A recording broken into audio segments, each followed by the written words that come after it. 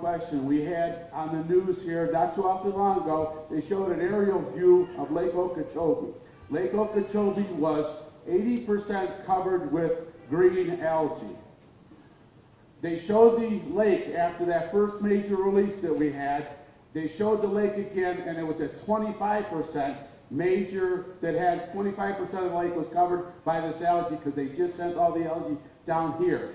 There's got to be a way that they can send water down here and treat and take care of the algae in Lake O. We don't mind water down here. We don't want bad water down here. You know, we cannot go outside, and you've heard all this, we cannot go outside because of the stink, and we do not know the ill effects. But I think there's got to be a way for them to take, instead of taking the water off the top of the lake, get it off down low where it's already probably a little cleaner than it is, and help us out down here. We need the help.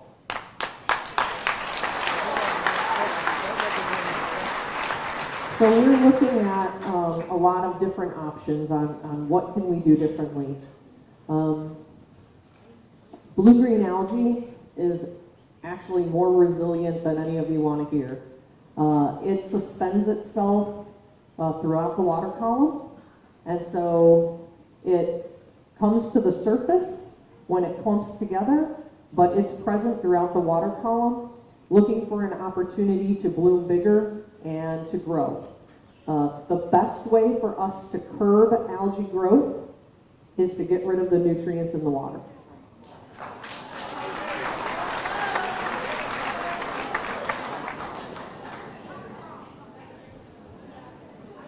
Yes, sir. Hello. My name is Peter Alexander. I'm not related, I don't think, to that guy. I guess I was meant to be here, though, because I was born in 1947, and that was mentioned, too. I'm really excited that so many people are here. I think we all want to solve the problem.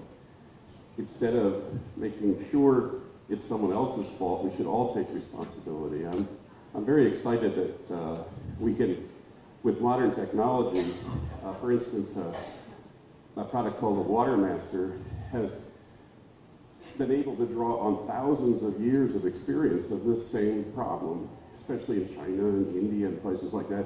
The Everglades is the largest and certainly has the biggest problems right now, but I think we should be all positive and all get together and get her done, so thank you for that. Is there a formal way for the public to get together as a group and submit to the Corps of Engineers their thoughts and findings to help you? So we can accept information from the public in many ways. You can provide information to us on our website or through a letter.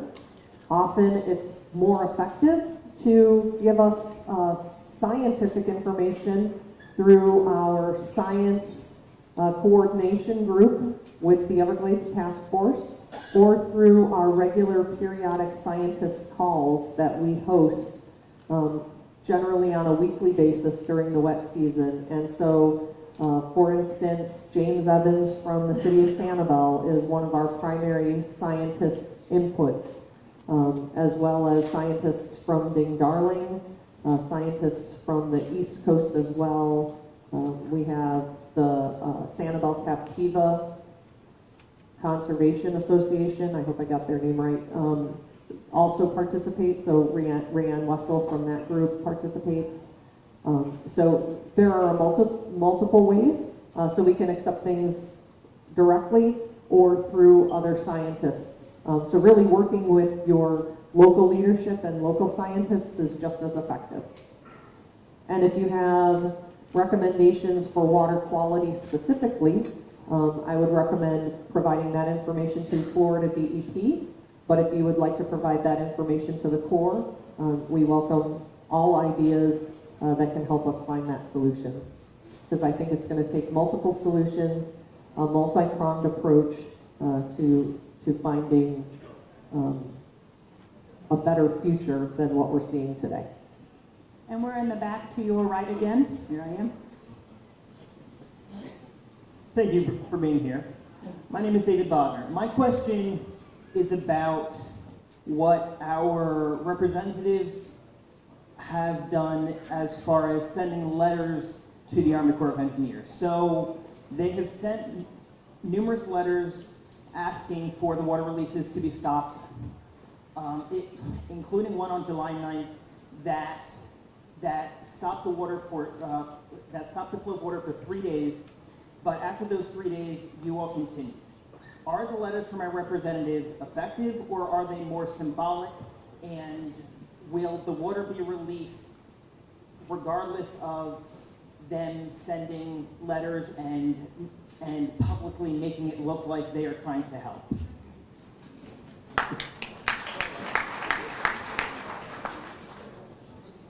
Engagement from elected officials is effective and important. It's important for you to make sure that your voices, your opinions, and your priorities are reflected in what your elected officials provide. It may not seem that some of those letters were effective, or it may seem that they were symbolic because there was only a stop of flow for 3 days. But right now, I don't have very many options. But what letters like that do is it creates additional fuel for the conversation. And I can assure you that this conversation is very vibrant in Washington right now, in Tallahassee right now. People are talking about this, and as an example, the Herbert Hoover Dike was fully funded under the supplemental bill, and there is discussion about how to fund projects. So continuing the dialogue is very important. I have two questions. Why is it that the Everglades agriculture area is allowed to drain their water into the WCAs? Why is that area not going to clean water off the lake? And the second question is, why are we not keeping the lake at just a minimum safe amount during the dry season for water? Why are they allowed the ability to store water on the lake for their private crops? Shouldn't they have to house water on their land to water their crops and then clean their water on their land?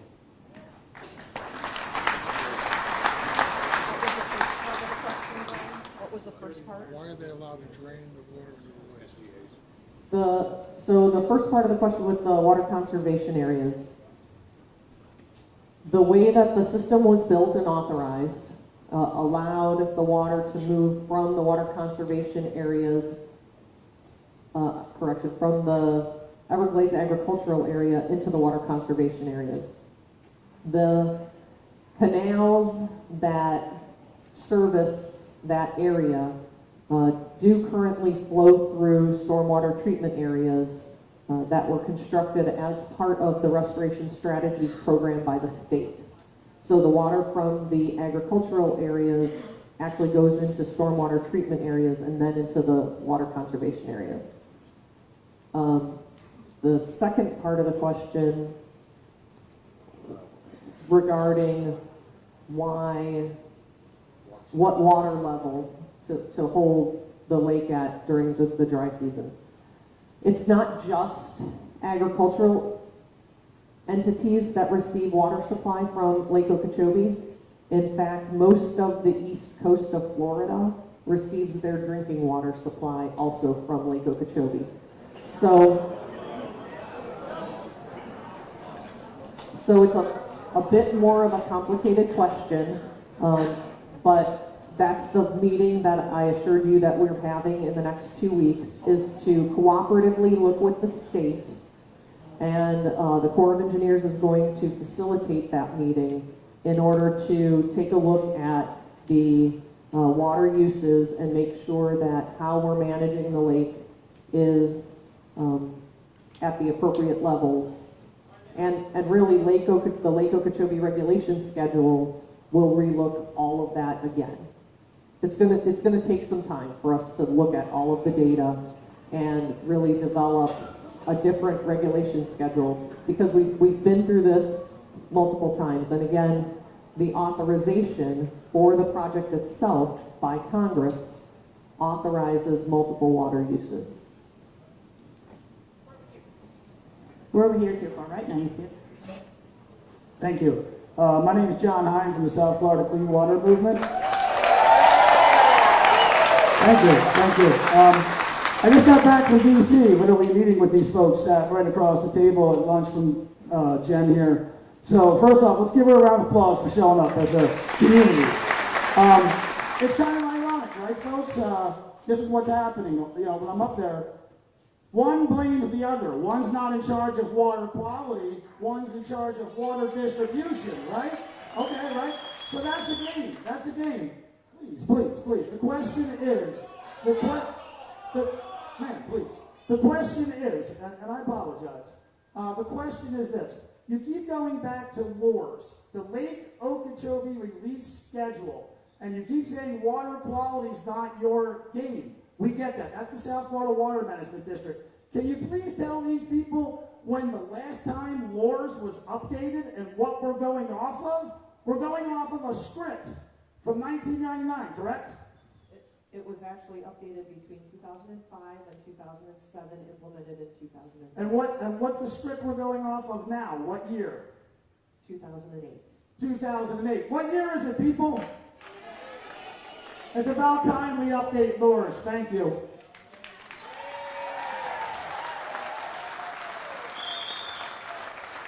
So I also just want to thank John. He came all the way up to DC to represent you, and he did so very well. It was good to have you for us up in DC.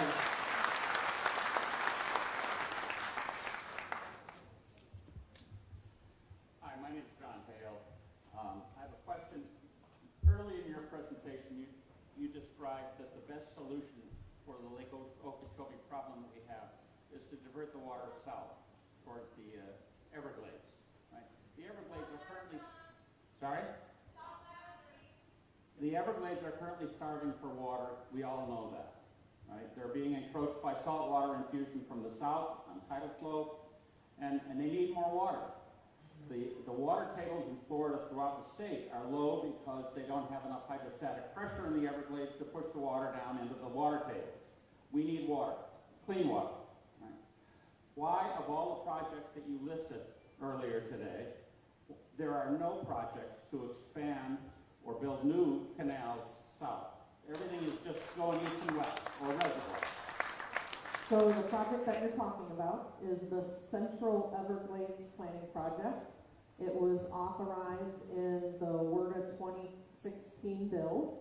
We are currently working on, so it's a three-phase project. We have SEP South, SEP North, and SEP New Water. We have to do validation reports that help us design the components of that project. We should be complete with SEP South this December, and then we will be able to request funding for those components and construct those components. So there is a project, it's called SEP, Central Everglades Project, that helps to convey additional water south, and it includes expansion of some of the canals and some of the structures in order to move additional water south. One of the contingencies for that project is that the state must be meeting water quality standards for us to move water from one place to another. So it's very important that we, at the same time, encourage and work with the state to make sure that their water quality projects are coming online. The federal government is working with the state to see if there are ways that we can help them with that in order to make sure that those projects come online fast enough so that there's no delay in being able to move that water south.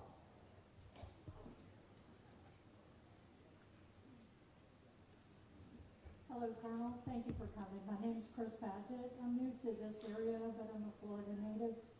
I'm more of a what do we do now type person. My name is Chris Padgett, and I'm more of a what do we do now type person. I'm confused as to, is it safe for me to be outside? Should I be inside? What should we be doing here? It sounds like the water releases are going to continue, whether we like it or not. Is there some kind of mitigating factor that you guys have at your disposal to say, Okay, maybe we can clean some water before we send it down. Doesn't look like the state of Florida is doing it. So what do we do now, Colonel? Kids can't go outside, people can't go to the beach, people don't have their livelihoods. They can't sell a house here, I assume. I was supposed to buy a house, so I'm not gonna do that for sure. So basically, what do we do now, Colonel? Are we collateral damage at this point?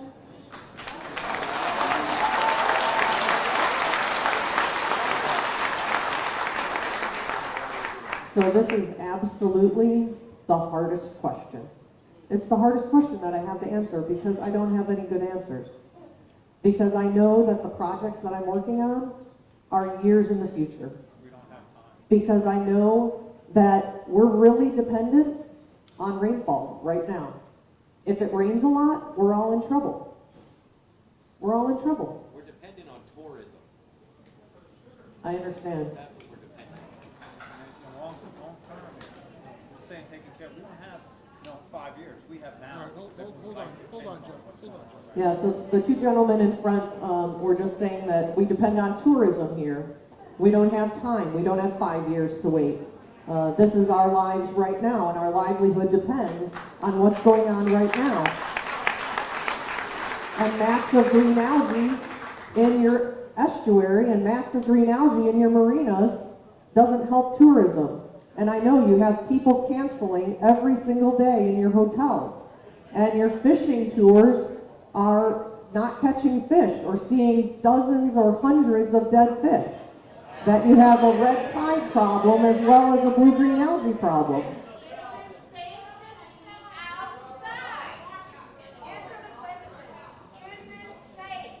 So, is it safe to go outside? I don't know the answer to that question.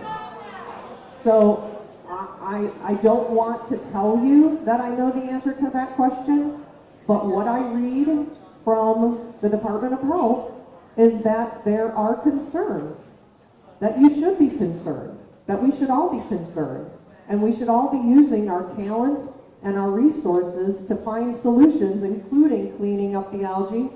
I know that I met with the City of Sanibel mayor this morning, and they are working through some efforts to help clean up some of the algae that they are finding, and that there's some grant money from the state to help with that effort. I don't know any more of the specifics about that, but I will work with state and local partners to find answers to that. Let's stick to the microphone.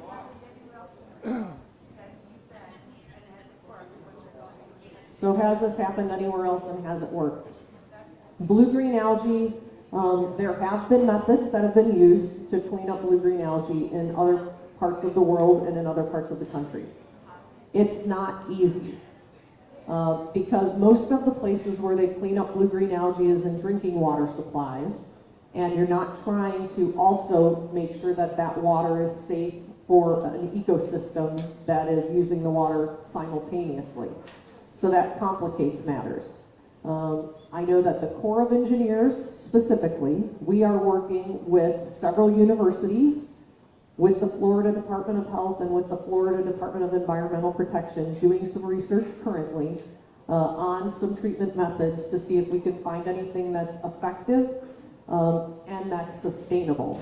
So there are some methods that you can treat small amounts of blue-green algae, but if you have nutrient-laden water, as soon as you treat it, then the algae just comes right back.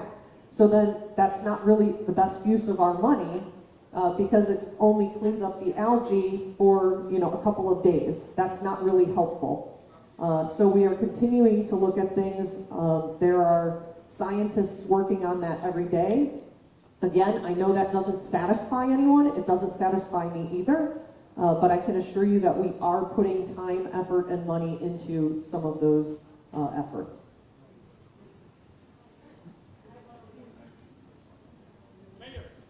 Hello, my name is Nancy. Thank you for being here, Lieutenant. I appreciate your service and all the information you're providing us with. You mentioned earlier about depleting the water of nutrients to kill the blue-green algae, and I just wanted to know how that affects the ecosystem as well. Obviously, you mentioned the dead fish. We had one of our real estate agents go out to Naples Beach the other day and sent us video of all the fish lining up on the shore. And also, I kind of feel like we should have someone up there right now from the state to be asking these water quality questions to. Because you're taking a lot of the heat, and it's not even your responsibility, it's the state's responsibility. So I feel like we need to ask the state some of these questions as well. Thank you.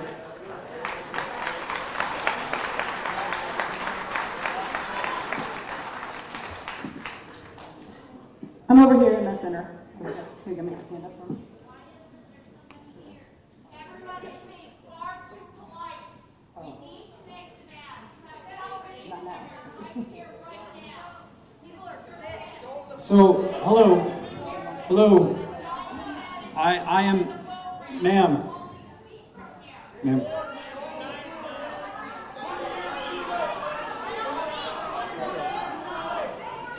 We'll shut it down if it doesn't go. Many people have got this. This happened to me in the water. This happened to me on 400 feet. I lost my leg in this water. I almost died. Something needs to be done. Walk out to the boat ramp. Cut my leg off. Walk out to the boat ramp and watch the manatees as they're dying as we speak. Right now. Excuse me 1 minute, please. You know, we invited the Colonel here to listen to our concerns and our questions, and I will be sure that that's done in an orderly manner. If we continue to scream and yell from the audience without going to the microphone, I will shut this down. So I'm asking you to please go along with our program, give Lieutenant Colonel Reynolds, an active duty service member, who really has to do with the level and the integrity of the level of the water and the integrity of the dike. If I'm not mistaken, we did extend an invite to the Department of Environmental Protection and never received a response. So please, let's not shout out. Let's ask questions from the microphone, and we'll get done as much as we possibly can in the 2-hour time frame that we have. If we continue to have outbursts, I will surely tell you that this is going to come to an end. Thank you. Thank you again to Lieutenant Colonel Reynolds. The question was, do we have someone here from the state? We don't have anyone from the Department of Environmental Protection, but I am your representative at the state level. What I'm doing here today is taking this emotion, this passion, so I can take it to Tallahassee and let people know what we're dealing with. And I'll tell you some of the things that we have been working on, thanks to what we have seen and what we've been able to accomplish. I am one representative, but I'm here representing our delegation, the House members and the senators from Lee County. We have to go to Tallahassee and convince the other 160 members, including ourselves, that this is something we need. We need this funding. We have a balanced budget in the state of Florida, and we only have so much money we can use every single year. And what we did with this frustration, this anger, is in 2016 we passed the Legacy Florida Act. That ensures we get $250 million every single year for the next 20 years towards Everglades restoration projects. That's being used to help with these reservoirs. We took this passion and frustration in 2017. We passed the Southern Reservoir, which is in the planning phase. And as Lieutenant Colonel Reynolds mentioned, we're getting the White House to approve it. We're getting Congress to excel that project. These are the things in the works. The water quality. We have improved the water quality moving south into the Everglades by 70% since the 1970s. I know we need more. And that's what we're doing here today. We're having that dialogue so we can go to Tallahassee, so we can go to Washington and push. It takes all of us. I'm your representative in the community. I'm one of you. I work here 8 months out of the year, and then I go back and I talk about the frustrations, and we try to get things done. So thank you for what you're doing. It is not falling on deaf ears. We need more work to do, and we're all in this together. But please, please, give her the courtesy and the thanks that she took to be here today, because this wasn't an easy thing for her to do. Let's please keep this civil and productive.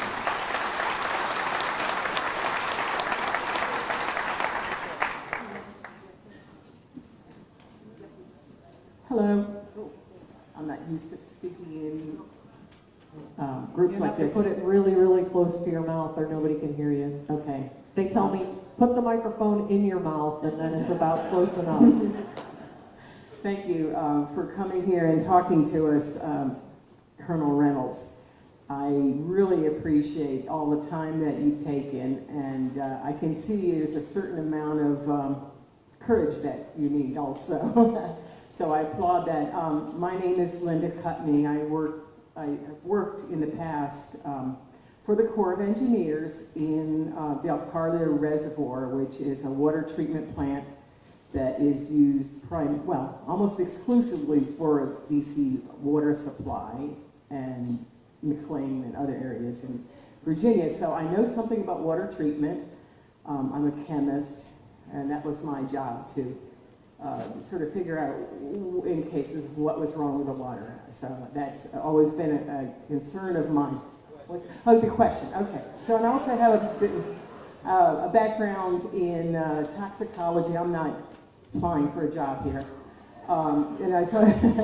Anyway, my question, at least in part, was you mentioned that there was a site that was available to, you didn't say what it was, to see what had happened, what's happening with the work that's being done. Can you tell me what that is?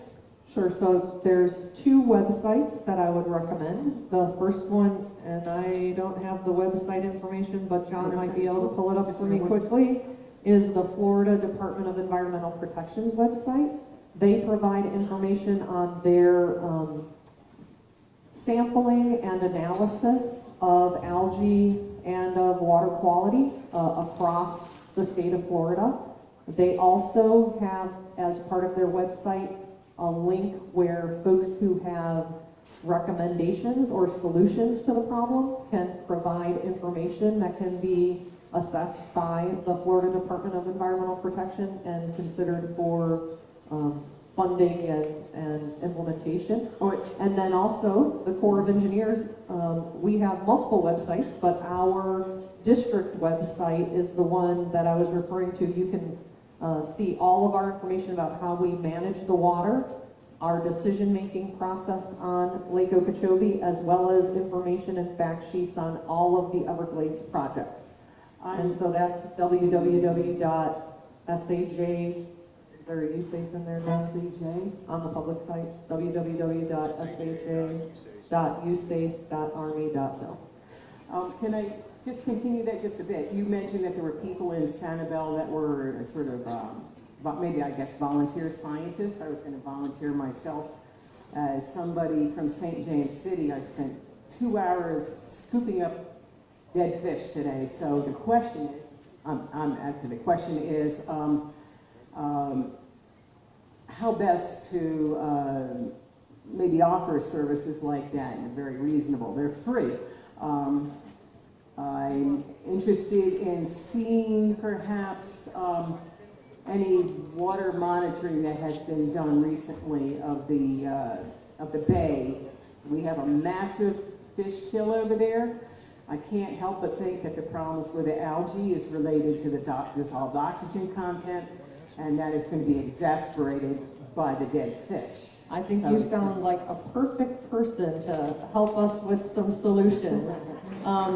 What I'd like you to do is, there's a young lady in the back there standing against the pillar waving her hand, Erica Schulte, who works for our corporate communications office. Anybody who's interested in either getting more information, finding out about our website, or wanting to volunteer their time, if you could give your name and either an email or a phone number to her, I will make sure that we get you some information and pass along that information to the folks here locally that are working on efforts so that you can provide your time and talent and resources. I also just wanted to mention that I know that there are quite a few people outside that weren't able to come in that may want to ask questions. So if there's anybody that would be willing to give up their seat and let some of those folks come in, that would be most appreciated. And I think there's a few that are coming in. So I just wanted to bring that up because I know we've been here already for a while, and I appreciate and am sensitive to everybody's time. Hi, thank you for coming. My question more is to what causes the blue-green algae. What my little bit of reading has done is that it's caused by fertilizer. And if that is the case, this really is not so much for you as it is for our city and state representatives. Why are we using or allowing fertilizers to be used with so much phosphate in it, number one? Number two, I know specifically here in Cape Coral, we have a code which will not let us dryscape our yards. So you're required to put grass in, yet we need but yet we have a drought. So that's really not so much for you. Thank you for coming, but these are huge issues that need to be addressed, is type of fertilizer and type of landscaping. Thank you for bringing that up. And that's exactly what I'm talking about, that we're all part of the answers here. If we want to solve this problem, we have to work together. And it's going to take some hard decisions and some hard choices about how we spend our money, how we spend our time, and what we do personally to influence regulation, to influence the rules, to influence the funding at the local, state, and federal levels so that it is in alignment with the priorities that you feel are important. Also, in Cape Coral, we do have ordinances. One of the things we addressed in our meeting last night was enforcement of those ordinances, to make sure that code enforcement, marine patrol, a lot of the grass clippings and things of that nature are ending up in our canals, all which have been fertilized. So the runoff is an issue. We have been addressing it. The primary issue, I believe, is the releases from Lake O. But we all play a part in making sure that we abide by the bans that we have in our city, and that when we see somebody violating that, dumping a bunch of grass in the canal, that we look to take a picture, send it over to law enforcement, so we can educate people on the bad outcome for doing those types of things. All right, we're over here in the back right. I do have a question. I think it's pretty important. So we have a lot of storms here. We have a lot of dead sea life going on. Does the storms make it worse, or does it make it better with what's going on right now in our atmosphere? So that's a complicated answer. So storms can do both, and storms can make current conditions better, but have the potential to make follow-on conditions worse. So part of the reason that we're seeing so much blue-green algae in the system this year is because of Hurricane Irma last year. And a lot of the dead sea life that you're seeing here on the West Coast is as a result of red tide, which is a different type of algae that is separate and distinct from the blue-green algae problem. So blue-green algae is a freshwater algae problem. Red tide is a marine saltwater algae problem. Both are related to nutrient issues. Thank you. My name is Chris Whitman. I'm a co-founder of Captains for Clean Water. And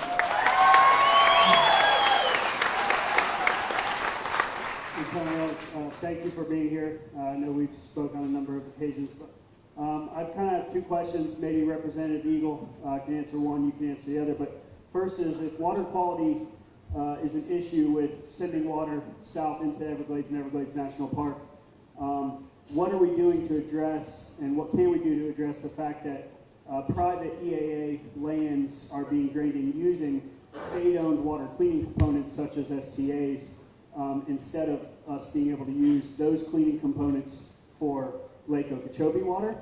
And the second is considering that with Central Everglades restoration projects, funding is one of the primary limitations. Will the Army Corps help us as citizens ask our federal policymakers to give us the $200 million a year we need for those projects? Will you help us ask those and obtain those funds? Thank you.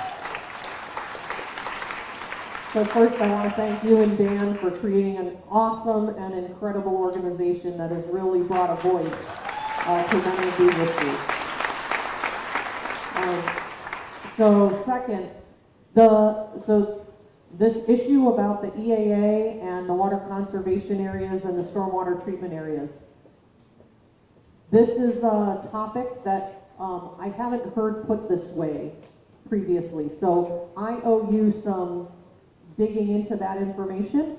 Let me take a look at more about this issue, maybe get with you and some others offline to find out exactly what you're seeing and where you think the problem is so that I can research it and provide a better answer. And then for your second question, I work for Congress, and I am not allowed to lobby Congress. So my job is to provide information and educate the public on what we're doing in pursuit of what we believe is your priorities. If your priorities are different from what we're doing, then I would encourage you to let your elected officials know that we're not in alignment with your priorities. And so all of the funding that needs to be applied for the projects would fall into that category. I hope that's not too much of a cop-out answer. And we're down here in the front, directly in front of you, of a young man right here. Oh, thank you. Come up here. Can you stand up? It's gonna be me first. Okay. Stand Hey guys, my name is Captain David Menace. A lot of you guys in this room know who I am. And if you don't, let me just tell you real quick. I'm from here, got a house on the Bimini Canal, 9-year-old son, fishing guide my whole life, made a career out of it. I grew up here fishing, that's why the way I expect him to grow up here too.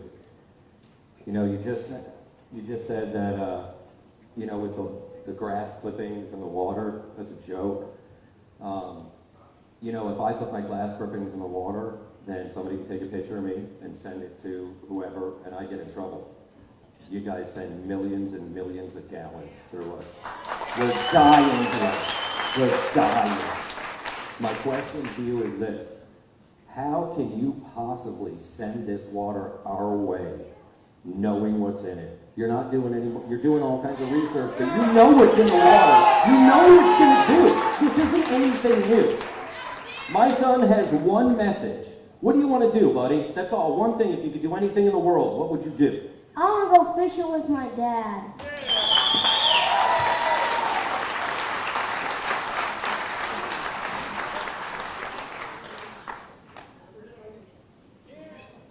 So I think the question that you'd like me to answer is, how can I send the water when I know what's in it? I don't have anywhere else to send the water. South! Send it south! Come on, send it south! I want to send it south, but I don't have the infrastructure to send any more south than what I'm currently sending.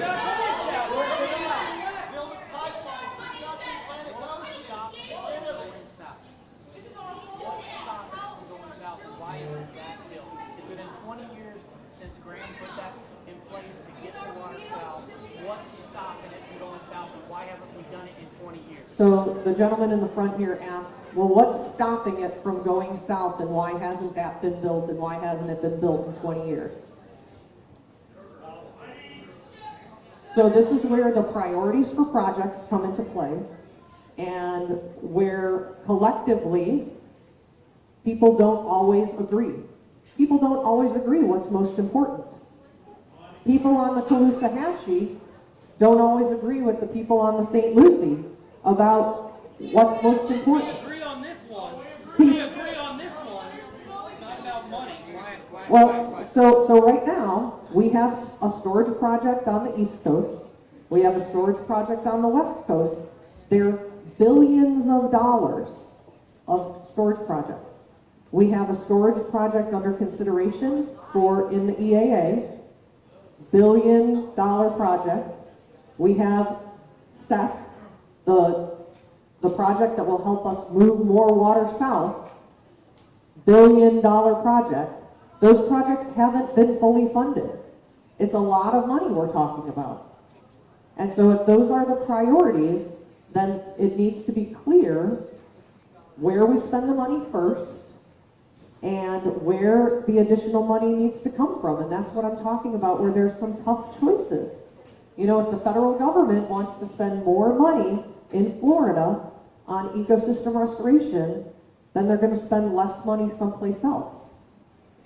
And I can't decide for you where you want that money to come from.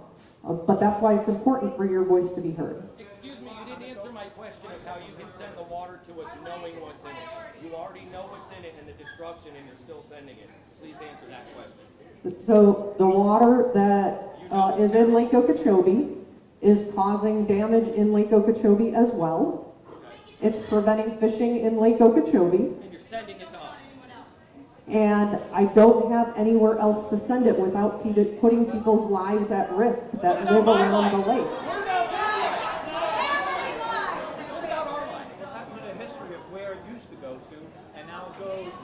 It used to go south, now it's going east and west. What happened there?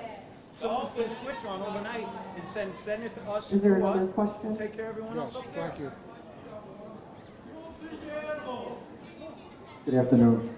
Thank you, Mr. Mayor and Lieutenant Colonel, for your time. Everybody in this room, as well as the state of Florida, has a vested interest. You, as a military member, took a sworn oath upon your enlistment to protect and serve the interests of the United States of America. What happened to your protection and your service of the interests of the United States of America and the state of Florida? Thank you.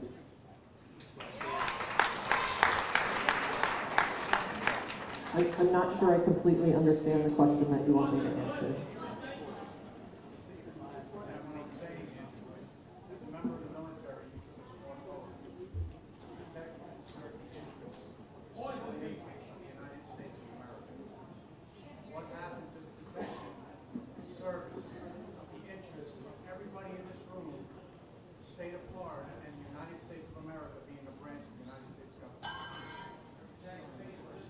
So I believe that I am going to work every single day, and I'm trying to do just that. I am trying to move the water south, but I can't do it by myself. It takes all of us, and we're all part of this. And I can assure you that I am working with elected officials, I'm working with the state, I am working with scientists. I have my scientists working with university scientists to try and come up with answers. This is really tough, and this is tough on me too. I wish I had better, easy solutions. I just don't. This is difficult infrastructure that moves a tremendous amount of water. And as I mentioned at the very beginning of my presentation, we take the flood control aspect for granted. And if you want to see more about really what that means and how much volume of water and what just an inch of rain does across the basin, I'm happy to come and talk to you more about that at some other time. But the flood control aspect is really important. And Cape Coral, as an example, used to be wetland. Used to be wetland here. And the canals that were dug that provide flood protection for your community is what created the fill to be able to build houses in this area. That's happened all across southern and central Florida. All across southern and central Florida. So of that 3 million acres of watershed, how many of those millions of acres are now have homes on them that used to have wetlands? A lot. About 6 million people worth. All that rainfall used to be able to fall on wetlands. Now it falls in people's backyards and has to run off somewhere, and it ends up in the lake that I'm trying to manage and keep out of your backyard and build the infrastructure that costs billions of dollars and takes several years to construct in order to move it south. So we all need to stay focused on those priority projects and making sure that both the federal government and the state government provide the funding and the resources in order to do that. Right here in the center. Yeah, I've lived here about 20 years in the Cape, and I personally feel that you've got your priorities backwards. You should be sending all the water south first and then see what you need. You're gonna build all these reservoirs and hold another 18,000 acres in this C-43. Where's that water gonna go when it's full? It's gonna come right back down here, okay? And who are you saving it for if you're saving it? Is it going to the big sugar, or where's it going? If the people on the East Coast are using all the water from the lake, then let's send all of it to them and not just a little bit. So I believe what your point is that you believe that the SEP project should be built before the reservoirs. So again, I work for you. So if that's the priorities that you want the Corps of Engineers to follow, you need to make sure that your voice is heard. Because Congress decides what gets funded, and then we build what Congress funds us for.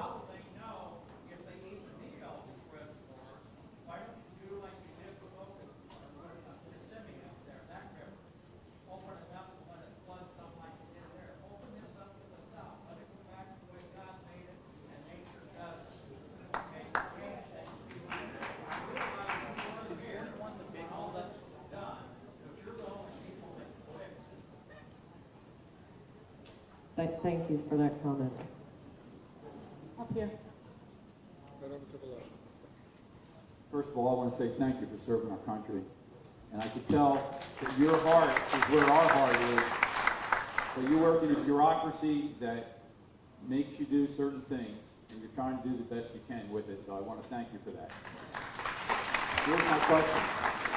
Could you give us a notional idea, your notional idea of how you or someone could clean up the nutrients in Lake Okeechobee before it's released? I know it's not your agency's mission and responsibility, but you're really well educated about water management, and I believe you've thought this through. What is your answer? Thank you. Yeah, so not my agency's mission and not my area of expertise. But what our scientists tell me is that there's multiple ways to clean up the nutrients. But it has to start with reducing the nutrients. So first is that we have to figure out a way collectively to reduce the amount of nutrients that's going into the water.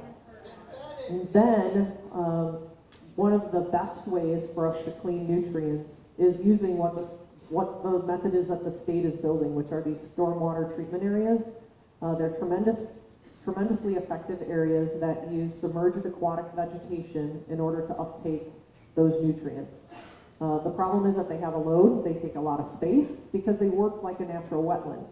So these areas of central and southern Florida used to be a lot of wetlands, and it used to clean itself. But it used to clean itself with a much lower nutrient intake. So there weren't so many nutrients in the natural environment for it to have to clean up. And so as we've added additional homes, additional agricultural uses, additional biosolids, then there's a lot more nutrients that are part of that. So I think it's twofold. It's reducing the nutrients, using natural cleaning methods like stormwater treatment areas whenever possible. And then I think we're probably going to have to also look at some other additional ways to clean the water for high volume, high nutrient use that may include some other technologies. And that's where I'm not as well versed, but there are some different treatments that are being tested out there. And the Corps of Engineers is working with the Florida Department of Environmental Protection to look at some of those options. Senator over here. Again, Colonel, thank you for your service. My name is Wes Trippett. I've been here 20 years too. And ever since I've been here, the water's continually got a little worse, a little worse. But I've been down to Miami, and that water is crystal clear. The Miami River. I've been up the Miami River. And if you look on Google Earth at the Miami Canal, there's a roadblock. That water don't go to Miami from Lake Okeechobee. Nothing. That's why it's crystal clear down there. Why, if we're all in this together, why ain't they getting any of it? So the short answer is because there was a lawsuit that mandated water quality coming out of the Everglades agricultural area and going south to the Everglades. And so the water that's in the Miami Canal is getting cleaned by one of the stormwater treatment areas that I talked about. And so lake water does come out of Lake Okeechobee and go into the Miami Canal, but it stops in the stormwater treatment areas and gets cleaned primarily before it flows farther. That does not, however, include the runoff out of a lot of local areas that are in the Miami Canal. I can't speak to what the numbers are actually in the Miami Canal, so I actually can't validate whether what you're saying is true or not. I don't know what the nutrient levels are in the Miami Canal offhand.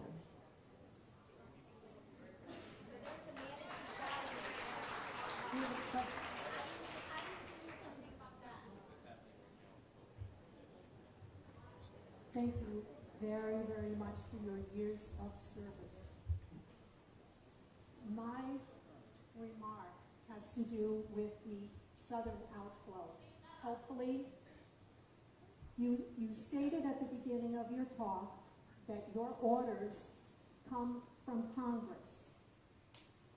There's a very big elephant in this room, and it's called sugar. How much does sugar have to do with the congressman? How are they in their ear? Money? Is it money? Yes. What's going on in Congress with Domino? Yeah, I don't know the answer to your question. I can appreciate that that's an issue and that a lot of people have concerns about how the sugar industry is involved in this and whether it's influencing any of the decisions that are being made. I can assure you that private interests like that are not influencing me or my office or my scientists. I don't know what happens at levels above you. That's the problem. That's the problem. All right, we're back over here. Hi, my name is Colin Conley. My question is, Scott cut EP jobs and lowered their budget. How cooperative is our governor, Rick Scott? Is he with us or against us? So, Governor Scott has been actually a very good partner for us. He has worked on a lot of the priorities that we have been working on from the Corps of Engineers and from the Jacksonville District. We meet with him and his staff regularly. We meet with the Florida DEP regularly, and we would not be able to move a lot of the projects forward without the efforts from the state. So those priorities in terms of our projects, in terms of CERT projects, our cooperation has been tremendous, and we enjoy actually a very strong partnership with the state on CERT projects. Hello, my name is Suzanne, and thank you so much for your service, Carol. I'm sorry. My name is Suzanne, and thank you for your service, and you're doing a great job explaining your part of your job. Okay, is that better?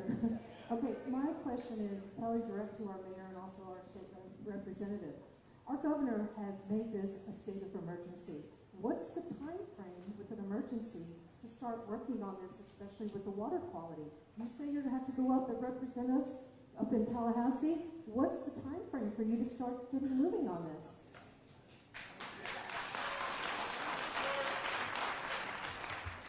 I think the question's probably directed towards Representative Eagle. I don't believe he's in the room anymore. He probably hasn't moved.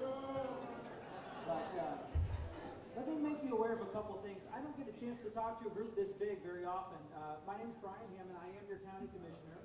I was born and raised here. Actually grew up on, anybody else grow up on Coronado Parkway like I did? No? My dad's been here since he was a child, too. And there's no question, there's a deep love by my family for this area. So the reason, why does it take so long? She asked the question I've been asking our officials, why does it take so long to get something out here to clean up the algae? You know, the county commission actually doesn't meet during July, but I was on the phone every day with our staff. What can we do to clean up the algae, right? Well, here's what I found out. The first day, there are no approved vendors that clean up algae in the state of Florida. There is no approved disposal place in Lee County for us to take the algae. We could actually go suck it up right now, but we don't have an approved site to put it on. We're working.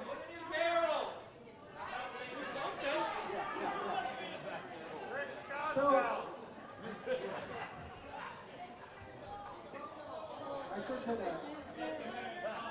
I don't know what the point is of talking over me, but go ahead, keep going. So here's what we're going to do.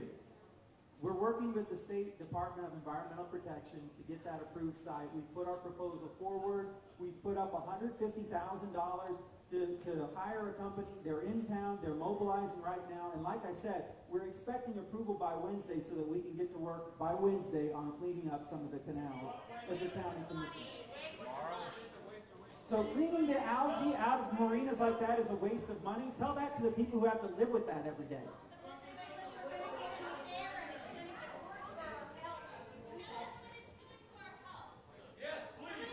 I think that's a great question. That's a great question. That's a great question to find out what it's doing for help. Hey, the other thing I wanted to point out, because several people have mentioned it, it sounds like there's not a real awareness of it. In Lee County, we do have a fertilizer ban. During the rainy season, from June 1st to September 30th. So, from June 1st to September 30th, there is a fertilizer ban in Lee County. You can find the information on a website that we set up called don'tfeedthemonster.info. What question do you want me to answer? Hey, I gotta tell you, I went to a lady's house. What does it do to your health? I don't think it's good. Man, I'm your county commissioner. I didn't do this. Right. I was at a lady's house 2 weeks ago when this first started. Well, then you need to come to my house. I had to move out of my house. Good. She nearly had to too. She nearly had to too. The stuff was like 7 inches thick in her backyard, and there were dead flies on it. The stuff is killing the flies. It can't be good for you, and I wouldn't advise anybody to be exposed to it through a prolonged period of time.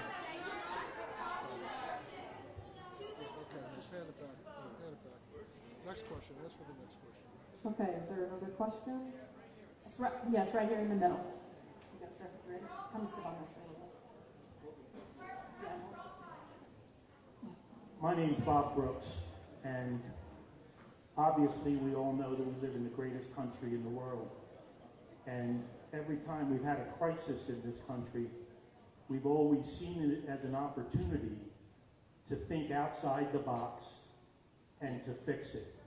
We are now in our third crisis like this in the past 5 years.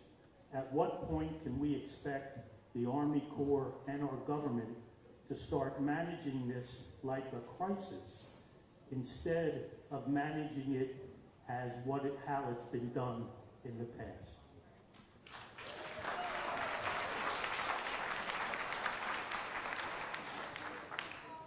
I think that's a great point. So whenever there's a crisis, then we get a declaration, either by the president or by the Congress. And for us to be able to act differently, we need a different authority and the funding that comes with that. So that would be how we could react differently, is to have a different authority and funding attached to that authority that would allow us to do that.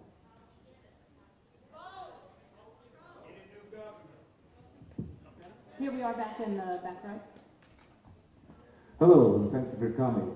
I want to thank everybody in the audience as well. This is a very important issue. I just have a very short question. My name is Ken Jarris, and during the dry season, Lake Okeechobee is at 14.5 feet. In the wet season, you try to keep it at 12. Now, if you kept it during the dry season at 7 or 8 feet, You wouldn't have to worry about a little rain coming down from north, from Orlando and the Kissimmee. I mean, you can hold off a little bit and then continue to send the water south to be cleaned. So that's my question. Why don't you lower it during the dry season from 14.5 feet to 7 feet? The Florida Water Management District said that they can supply enough water to all users at 7, 8, 9 feet. So there you go. There's your question. Thank you. So the current Lake Okeechobee regulation schedule has environmental analysis that's done with it. That was done as a part of a public process. We could make a change like that under the revised schedule, and so that's the discussion that we are starting this year, and that it will probably take us some time to come up with a completed schedule, but what we can take a look at and what we continuously look at are deviations to the current schedule, and so that's one that we can take a look at and evaluate and consider to implement quickly. So I commit to you that we are taking a look at that, and that's part of the meeting that we are having in the next 2 weeks, is to talk about that exact issue. I have a question up here.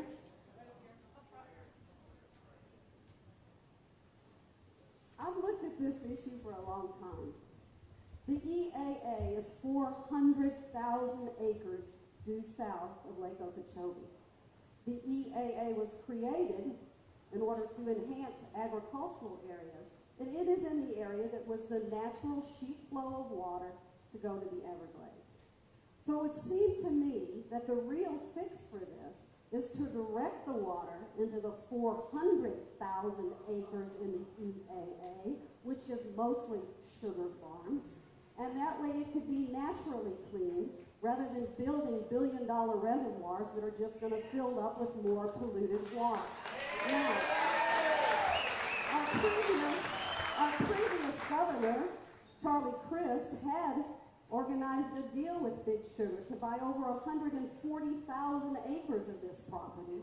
And our governor, Rick Scott, under the influence of the sugar industry, has not proceeded along with that project. The money is there.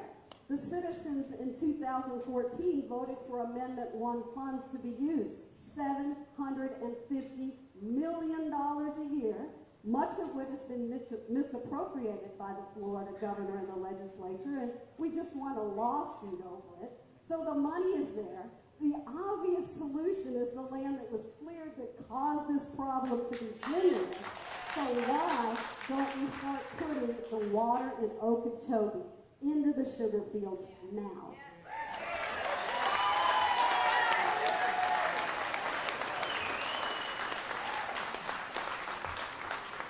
So currently the sugar fields are private property.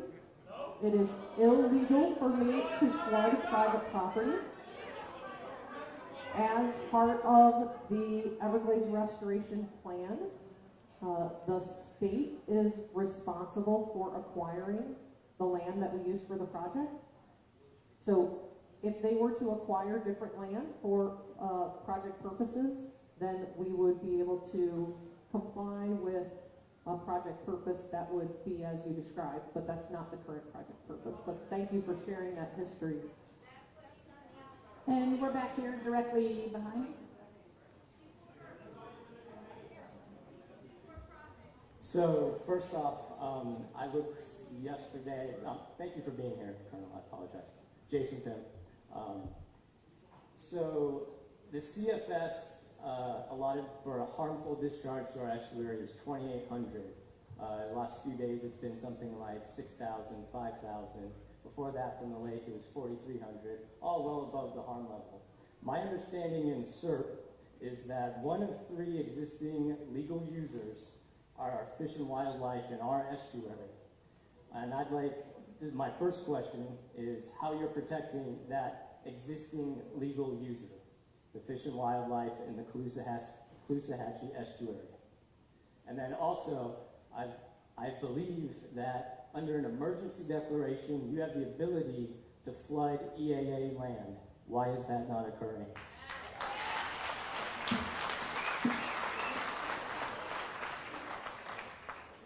I'm sorry, I hate to do this because everybody was cheering, so I know it was a good question, but I couldn't hear up here the second part of the question about the legally flooding the land. Under an emergency, you have the ability to flood EAA? Under an emergency. Okay, so the first part of the question about the legal users in the estuary. Right now, the water quality is not protecting any of the legal users. It's not protecting legal users in and around the lake. It's not protecting legal users in the St. Lucie, and it's not protecting legal users in the Caloosahatchee. So right now, none of us are doing a very good job with the water quality issue. The tribes would agree also that we're not protecting the tribal nations that are also legal users and are very upset with the water quality. They are very vocal about not wanting to send dirty water into the water conservation areas without it being clean. There have been some folks that have advocated for that, moving just more water into the water conservation areas without it being clean. Not only does that violate the consent decree, but it also is in violation of everything we're trying to do with Everglades restoration.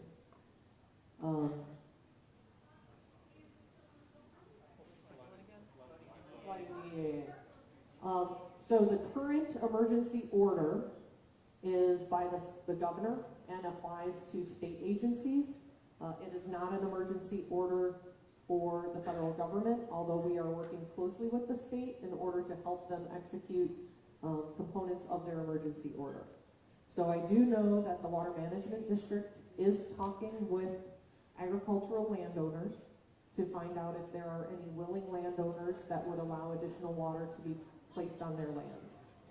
Again, this is a private property issue that we all take very seriously as Americans. And so I particularly take it very seriously in my charge as a federal employee to protect citizens' private property. And so for me, it's not any different flooding agricultural land as it is flooding a city park, a backyard, a shopping mall, or a hospital, because they're all private land. Question back here in the back left. Good afternoon. Again, I'd like to thank you for coming also. We appreciate you being here. My name is Vince Piastella. I'm a small businessman here in the city of Cape Coral. And I think my question is directed at the mayor, yourself, all of our leaders on federal, state, and local levels. I think I can speak for a lot of the small businessmen in here that we have been affected so badly because of this that it's not even funny. We have huge investments, huge amount of times invested here in the city of Cape Coral, and we're watching them all go down the tubes. We're watching them all wash away because our federal government is draining water and algae and poison into our city, okay? And I guess one of my questions is, are there any programs in the works on the state, federal, or local levels to assist the small businessman in recovering from this huge mess that we're into right here? And this huge mess that is not any of our fault. We work hard all day, every day, to support our families and to support our city, with our tax dollars. And I would just like to have somebody voice in on that. Thank you. You know, currently the state of emergency declared by Governor Scott is really for cleanup only. And I haven't seen anything, I know you're not going to like the answer, that's going to support reimbursement of small business based on the losses that we've experienced from the releases out of the lake. So I will tell you that, you know, my take on all of this right now is we're in an election year. Seek out the candidates that you feel will help us fix this problem. My other take on this being that I've only been a mayor for 8 months. Thank you. But we've had this issue, like somebody has said, very, very strongly 3 out of the last 5 years. And what seems to happen, at least what I recollect, we have the problem, we all come to these meetings, we all voice our opinions, rainy season ends, the problem goes away, and then people kind of let their guard down. Let's not let that happen, okay, this year. And let's carry our voices through to the federal, state, local, municipalities, and government in finding a fix that's long-term. I know one thing, this problem was not created overnight. It created over many, many, many years. Sounds like there are some solid solutions that need to take place. We all want to see those solutions put into play a lot sooner than later. And I think that's what we're hoping will happen on the local level. We're doing remediation to what we have been created and dealt with. We're trying to find ways to clean up the canals that have it embedded in the dead end and hopefully dispose of it properly. We're hoping that we can partner with the county, which we've already done, and we can also push state and local legislators to come up with a fix. Thank you. The governor was here, and he went on a boat tour, and he declared a state of emergency, and now he's campaigning. All right, we're the center right. You go. Hello, my name is Ed Gibson. I want to thank everybody for providing us this forum. In my career, I was a chemist in the phosphate industry. I'm a pharmacist, and I'm a boat captain. I see this as two-pronged. One, what are we doing to deal with the water feeding into Lake Okeechobee? Because Lake Okeechobee is just one giant petri dish. Such as, what about the St. Johns River, the Kissimmee River, and the estuaries north of Lake Okeechobee? And secondly, who's the vendor that's going to fix our problem, and what's the methodology of doing so?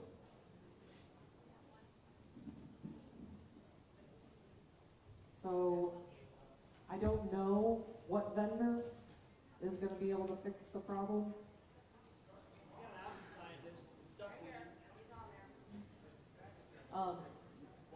So, I think that there's going to need to be multiple solutions to this problem. So I think working together to deliver solutions is important. Right now, the Corps of Engineers is focused on the projects that are part of the infrastructure, and the state is focused on the water quality aspect. But certainly one of the things that I am taking back to my leadership is that there is a public outcry for more federal involvement in the water quality aspect.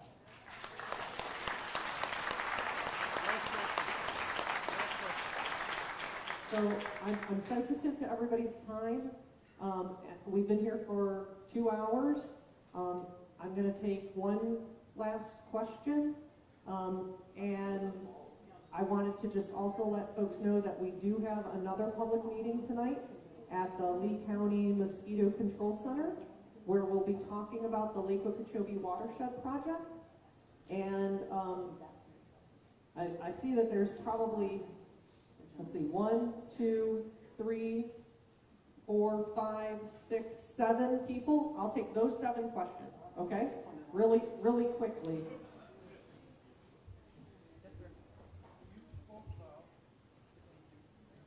You spoke about cleaning up the canals at the end and all of that. And also, why can't we clean this up before they release it out of Okeechobee?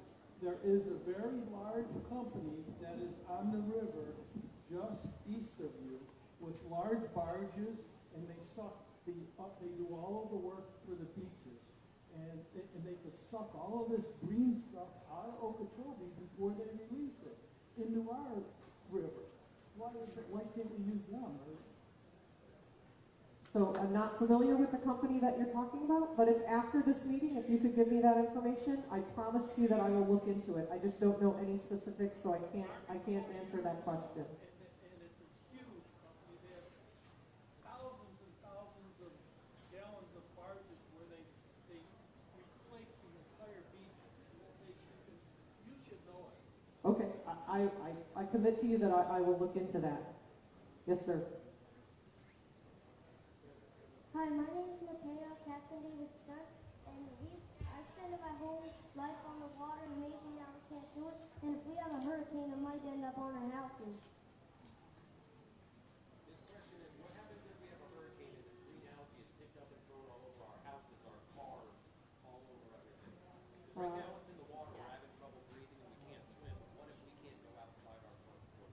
Yeah, so the blue-green algae, if it's taken out of the water, it actually will stop growing. And so a hurricane actually disrupts the blue-green algae, and we wouldn't have a blue-green algae problem anymore, but we'd have lots of other problems that might be even worse. So we have a different problem if we had a big hurricane. So we should pump it all out, because that's when it gets dead, is when it comes out of the water. So first things first, if we pump it all out, then we can worry about where to put it. Don't you think it'd be a good idea to start pumping it all out? I think you have limited capacity to put it someplace. I mean, as soon as you are removing it, you need someplace to put it, but I believe that we're looking for and waiting on an answer from DEP imminently on where to put that, so I think that's going to start very soon. So we're working with Garrett Stewart. He's an algae scientist. This is about duckweed, and he has a solution for all of this. I'm going to give this to all of you guys to read over. And why isn't this criminal with all these animals dying? They just took another manatee away dead in the back while all this was going on. Why isn't it criminal? 4? Oh shit, 4. So why isn't this criminal with all these animals dying? If a person did this, they'd be in jail.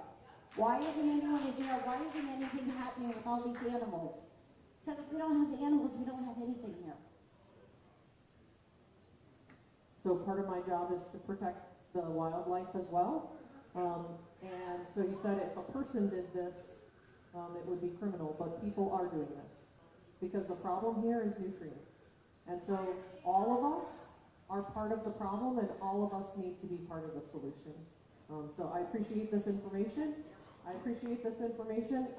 I'm going to make sure that I contact you or that I have someone contact you. Thank you.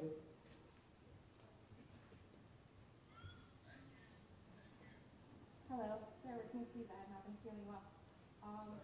A lot of the solutions you mentioned, I believe I read in, hello, okay. In House Bill 1149.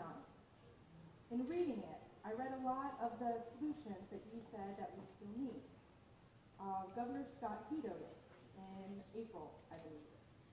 In that bill, we had considerations to get the leases to the private land. There were considerations to put workers to work for you guys from those private lands and to pay the people that own the private lands what they should get for the land. Now, he vetoed it, and I have a question about 2 things that he wrote in his veto letter. In his veto letter, he said, HB 1149, and this is Governor Rick Scott in his veto letter, could create confusion in our water quality and aquifer protection regulatory structure. Is that true? And I also want to know why he says here, while there are many worthwhile provisions in this bill, they do not outweigh my concerns for this legislation presents towards protecting Florida's aquifer. During next year's legislation session, I urge the Florida legislature to revisit the implementation of these bills. I would like more information about that, please. So unfortunately, I just don't know any more information about the state's legislation, but I will take your concern and I will make sure to let my state partners know that you have a concern, and if you give me your point of contact information, I will ask them to provide an answer to you. You're welcome.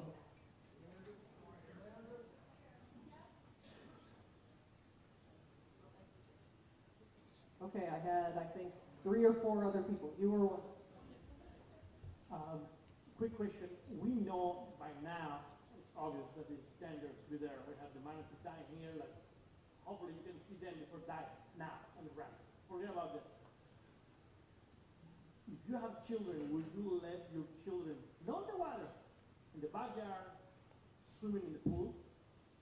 I know this is a problem of all of us. However, 3 weeks ago, before the Okeechobee started to release, was not a problem. It was their problem because it was not here. Mr. Mayor, we can block selling fertilizing in the time in every store. In Chicago, you're going to buy spray paint in any part of the city, and the graffiti went down. We can stop it. We can create something if everybody's together. Okay, the time that there's no an option to buy fertilizer, it's not available in any store. If you go out state and buy, fine, or you go to a different place. We can start little by little steps. The last one, that this is more to you first. Thank you. Too bad that you're the messenger. Too bad, I'm so sorry. We know for a tip. What happened if we, in the canals, we know that if this goes direct to the ocean kind of take care of it, correct? If it goes direct to salt water, to salt water. If it goes, because the salinity here is lower than ever before. If you take a bucket and put a lot of salt, you will see how it chunks right away, and like 4 days later, it goes half of what it is. I already did it. Do it in your house. Get a bucket, put the algae, put a bunch of salt, mix it, and you will see how it clumps, and 4 days later, it's half of what it is. Well, my question is, can we close a little bit the canals in the front? Don't let everything go to the end where we have right now, where I live. We have so much green that you can almost walk. And I'm with Jesus Christ, but I don't walk to that side. Can we kind of close? I know it's illegal, but there's a lot of illegality around this. Can we just, you know, like with a little something, even putting floats, will stop the water coming in right away, and it will go more to the sea. I'm not throwing to the water, but I'm just trying to don't get my kids like the manatee. Yeah, so a couple things that you're bringing up. Blue-green algae cannot survive in saline water. So in salty water, blue-green algae does not survive. But just sending the blue-green algae out to the ocean would be very effective. However, the water that's causing the blue-green algae to live and thrive has a lot of nutrients in it. When you send the water with the blue-green algae in it out to tide, the blue-green algae does dissipate and die off from the salty conditions. However, the nutrients that are in that water also feeds the red tide problem. So the same nutrients that create a red tide, which doesn't create near the shore, it actually develops offshore, but then nutrient-laden water that is flowing off of the landscape all across the coasts of Florida and other states as well are what help feed red tide and intensify and cause that to have a longer duration, like we're seeing here.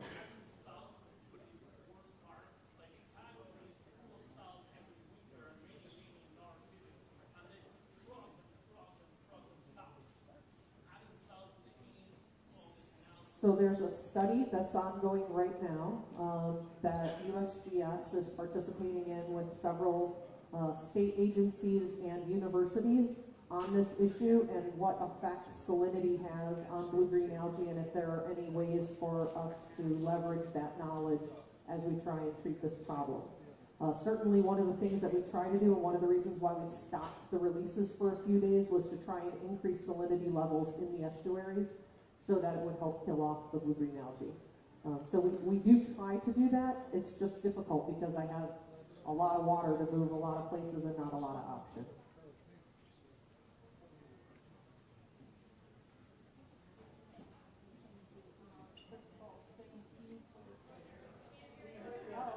Okay, first of all, thank you for your service.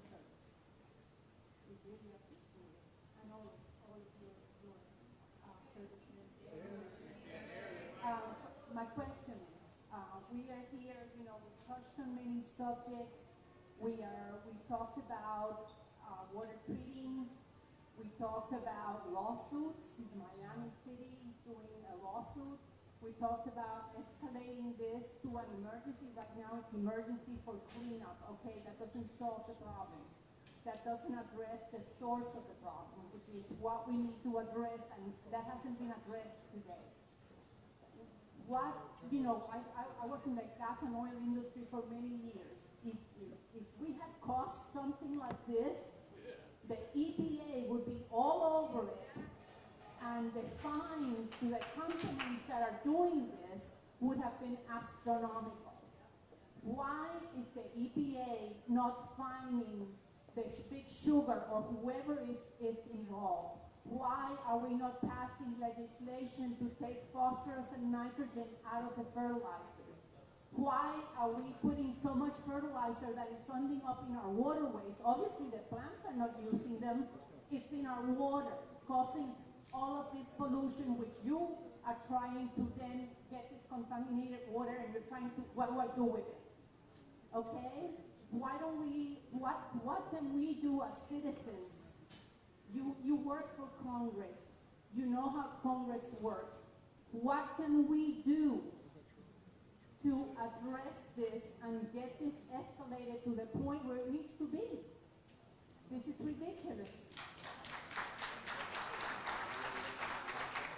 Certainly some of what you can do is what you're doing right now, making sure that your voice is heard, making sure that your elected officials are working for your priorities. So if these are the things that you care about, which I know that they are, and I appreciate everyone coming out for this and taking the time, then make sure that those priorities are known to your elected officials. And so that's not just through your voting, but also through letters and through whatever other means that other organizations have. So there are a lot of not-for-profit organizations and local agencies and organizations that have programs that help make sure that Congress hears you. So folks like Captains for Clean Water, some of the environmental organizations, your state, local, and county natural resource teams can all be part of how you can make sure that your voice is heard. So I hope that helps. One last question down there, Lee.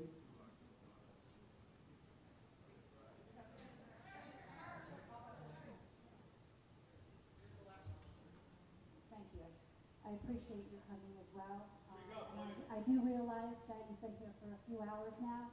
I would venture to guess that most of the people that are here today right now were all the people that were stuck outside that could not come inside.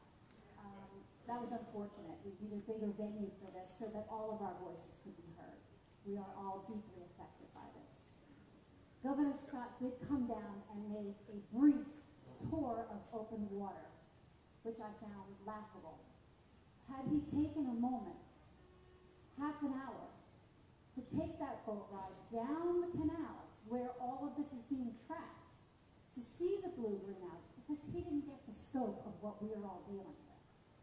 Doctor's visits, medications, not being able to go into our own backyards. We live for this all year round, to be able to enjoy this environment that we've all moved here for. And now we are stuck in our homes, not able to enjoy our outside. Treating the water before it's released, getting those nitrates out of the water before they come into the Caloosahatchee. That to me seems to be, the best way to do this. And we understand, we get that you have to do the releases. But why can't you treat the water beforehand, before it goes down? Why not do the releases several times a year during the winter? It seems to me that if you wait for the water to build up and then you release it, that's the issue. Do the small releases year-round so that the water has a chance to flush, and then those nitrates don't have a chance to build up. Those are my statements. You know, I appreciate you. We appreciate everyone needs to vote or not vote for those candidates. Contamination. Thanks. Those are two of the really big issues. So we did talk about that earlier in the session, but I'll sort of reiterate those answers because I know many of you came in that were outside and didn't have the opportunity to hear. So one of the frustrations for the whole team here is that I've unfortunately done some not my job type answers. Water quality is one of those issues. So water quality is a state responsibility, and I know, so that's why it's really frustrating for everybody here. So the state sets their water quality standards and is responsible for meeting those water quality standards. So the Florida Department of Environmental Protection is the state agency that is responsible for water quality. And so the federal government's current policy on water quality is that, as it relates to Everglades restoration, is that the state is responsible for making sure that their water and the water that's involved in all of these projects meets their own state water quality standards.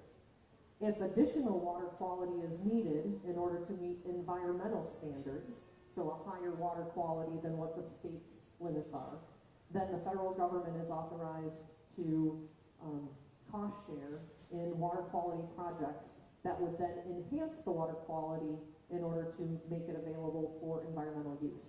Currently, the state is not meeting their water quality standards in Lake Okeechobee. Florida Department of Environmental Protection, FDEP.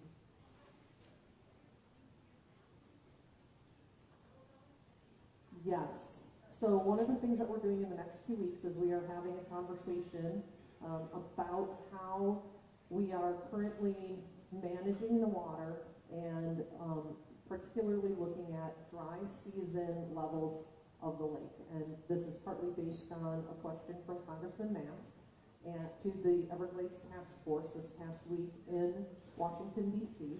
And our Assistant Secretary for Department of Interior, Susan Combs, committed to Congressman Mast that we would provide an opportunity for the Everglades Task Force to meet and to talk about this issue with input from the South Florida Water Management District, Florida DEP, and the Corps of Engineers, and take a look at this. That will be part of the basis of how we look at managing water moving forward. And then more importantly, it is somewhat of a kickoff of what we are planning on doing already, which is revising the Lake Okeechobee regulation schedule. So we're currently operating under the LOR's 08 schedule, and we are looking to redo that schedule. It will be a very public process that everyone can have input into, to include things like doing more releases year-round, as opposed to the current schedule, which is dictated more by a lake level for a beginning of wet season target.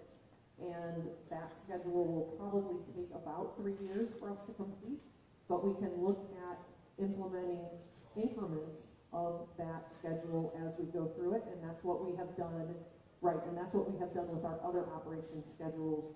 So currently we're doing an operations schedule in the south end of the system where we're trying to flow more water south out of the water conservation areas and into Everglades National Park. And that's actually been quite effective, and we are moving a lot more water in that part of the system, and now we have to connect the two.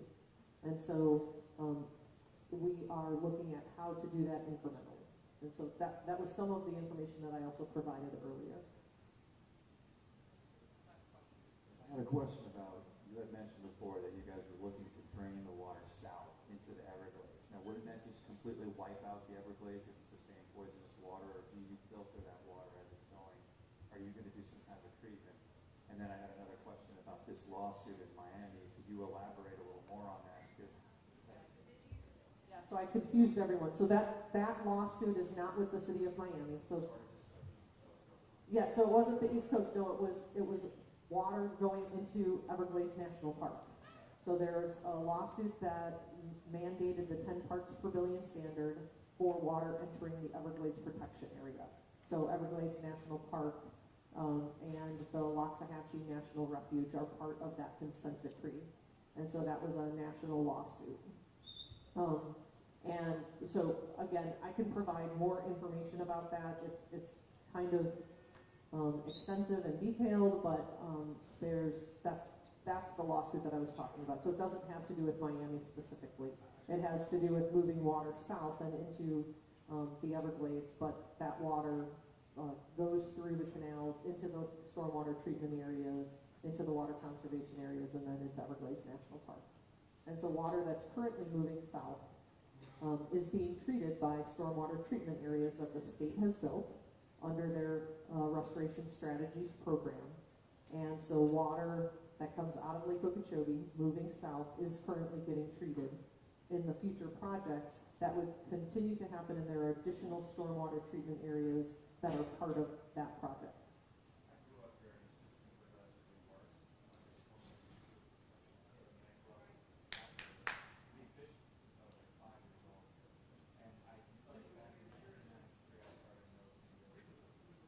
algae on the walls. The oysters died first, the crabs went next, the water got darker, and then now it's gotten to the point where I've never even seen algae like this. We grew up here, we've never seen anything this bad before. So I'm just curious, how long has this been going on, and how did it get to this breaking point? I mean, is it really just development or population? Could it really be all the people's fault?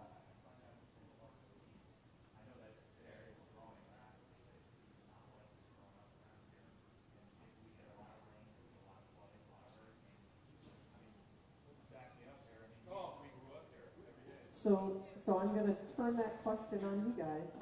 I mean, what do you think? What's changed in 20 years? Because Lord is what changed. Officials and money and weird back dealings and $23 million for a campaign for Senate that hasn't even started yet. That's what I think is changed. I think everything's gotten crazy and people have lost their mind. 2005, 2008, it started to change. When the laws got changed, when we changed the water flow, in 2003, 4, and 5, it was some of the greatest fishing I ever had. I was fishing up close by Cape Coral Bridge, beautiful, beautiful grass flats. All the way in front of Cape Coral Bridge, there was oyster bars. Then they changed the lure. Once they changed the lure, everything started going haywire, a little by little. Then 13 happened with the first heavy water. Man, did we have complete screw up. Then we had 15. Oh my gosh, now we had 17 and 18. It's all been because of that change. That's the thing I think is the most important thing you said all day. Get the lures fixed. Figure out why we're having the releases as early and as long as we're having them now. Once that's fixed, we'll be... That's not taking care of the problem. It's always been somewhere. Where is it going? Hey, but in 2000... Wait a second. We had people here for those 50 years. Sugar's been here for 50 years. Fertilizer's been here for 50 years. All these things have been happening for 50 years. The big change happened when Lures was changed. I can guarantee, I can show you a map of where we used to fish. These guys will tell you if they just went and focused. What happened in 2000, 2001? There was still great fishing here. And then all of a sudden, an explosion changed. And when that happened, everybody's going, what happened, what happened? Everybody's looking at fertilizer food. You know what? Sugar's been here. Sugar was even worse in the 80s, and they were doing more damage, more phosphorus. Nobody was regulating anything they did. Septic tanks were bigger and more than they were back then. We're trying to do something all this point, but the change of the lures is what screwed up our ecosystem. Obviously, the salinity level in the lower estuaries, Florida Bay, the salinity levels are through the roof. Our salinity levels are bottoming out because of what changed in 2005, 2008. So I think the most important thing you need to do is figure out what lures are. In 2000, there was a Lake Okeechobee fishing tournament some of the greatest fish ever caught in Lake Okeechobee in 2000. What changed between 2000 and now? Let's give the Lieutenant Colonel a chance to respond, and we'll wrap it up. Thanks. No, I really appreciate that because it helps me hear from you all what you're seeing because it helps me focus what I have our guys research and take a look at the data and make sure that the data is actually revealing the same things that you're seeing because sometimes we think it's one thing and we look at the data and say, well, that doesn't quite fit. Is it multiple things? And that's often what we find is that it is multiple things. I think we can't discount the population growth in South Florida. There's certainly been a lot more land taken out of natural areas and put into developed areas.